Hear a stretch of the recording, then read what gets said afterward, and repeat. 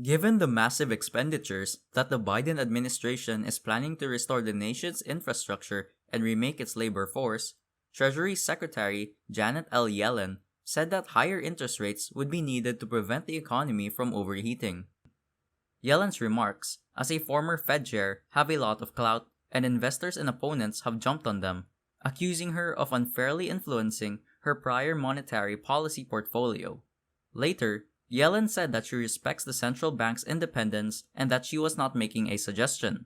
After Yellen's initial remarks, the stock market dropped. Shortly before noon, the S&P 500 fell 1.5% to its lowest point of the day. The market was weighed down by shares of some high-growth technology firms, which are particularly vulnerable to the risk of higher interest rates. The blue chip index, on the other hand, cut its losses in half in the afternoon, finishing the trading day with a loss of just 0.7%.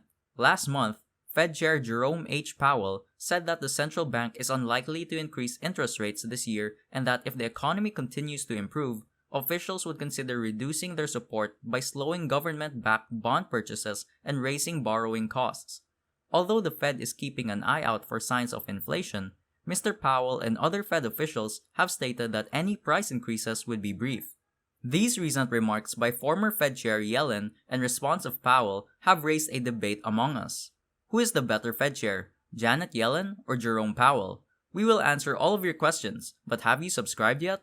If not, please subscribe to it now, as we have all the exciting and most amazing videos for you right in one place. And watch till the end to clear your doubts. Let's get this started. After being named by President Joe Biden in 2020 and sworn in by the Senate on January 26, 2021, Janet Louise Yellen became the first woman to head the U.S. Treasury Department. In 2013, former President Barack Obama referred to Yellen as one of the nation's leading economists and politicians, who is renowned for her good judgment. Obama elected Yellen on October 9, 2013, to be the first woman to chair the board. Yellen was tasked with keeping the economy's steady recovery on track. She took over for Ben Bernanke and was set to stay on the board until 2024. I have nothing against Janet Yellen whatsoever. I think she's been doing her job, and I have absolutely nothing against her. I don't know her. She's a very capable person. She has, people that I know have high regard for her. But she's not a Republican. She's not a, person that, when her time is up, I would most likely replace her. Former President Donald Trump declined to give her a second term in November 2017 and instead nominated Jerome Powell to take her place. Trump praised her as a great woman who has done a fantastic job, but her support for financial regulations could jeopardize her chances of winning re-election. As soon as Jerome Powell was sworn in as the new chairman of the Federal Reserve Board, Yellen declared her resignation. She was the first chairwoman in nearly 40 years not to be re-elected. She was the Fed's vice chair before becoming chair. Former President Barack Obama named her to this position for a 4-year term on October 4, 2010. Yellen used her influence to persuade the Fed to set an inflation target of 2% per year. Because of her impeccable resume, emphasis on unemployment, and a strong record as a bank regulator, Democrats urged Obama to appoint Yellen as chair over former Treasury Secretary Larry Summers. In terms of monetary policy, Yellen is considered dovish, which means she favors looser policies to promote economic growth, such as low interest rates. Hawks, on the other hand, are more worried about inflation and thus more likely to raise interest rates. Powell, the next Fed chair, is thought to be dovish as well, and many of Yellen's policies are likely to be continued. It's somewhat difficult to see much of a difference between them when it comes to monetary policy. Yellen, like her predecessor, was a committed dove. As an academic economist, she based a lot of her research on jobs. Her husband, George Akerlof, is a Keynesian economist who believes that economic systems are inherently flawed and need government intervention in order to operate properly. She was the first Democrat to lead the Fed in nearly 30 years, but she emphasized the importance of the Fed remaining nonpartisan and independent of political processes. As chair, she aimed to imitate James Tobin's theory, which held that an economy could be saved from recession by government action. Bernanke's bond-buying scheme and stimulus campaign were also supported by her. She also tightened financial and banking regulations during her tenure to avoid a repeat of the housing market crash in 2008. Yellen called for gradual rate increases in the latter part of her tenure. arguing that a sudden increase in rates would trigger an adverse shock to the economy. The S&P 500 has returned 46% since she became Fed chair in 2013, an average of more than 10% a year, despite the fact that the Federal Reserve does not explicitly concentrate on stock market returns.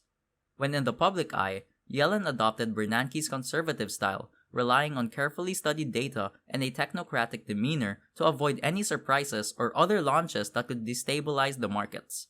In 2017, she was honored with the Paul H. Douglas Award for Government Ethics. During her acceptance speech, she said that the public must trust that the Federal Reserve is working solely in their best interests. Since February 2018, Jerome Powell has been the 16th chairman of the Federal Reserve.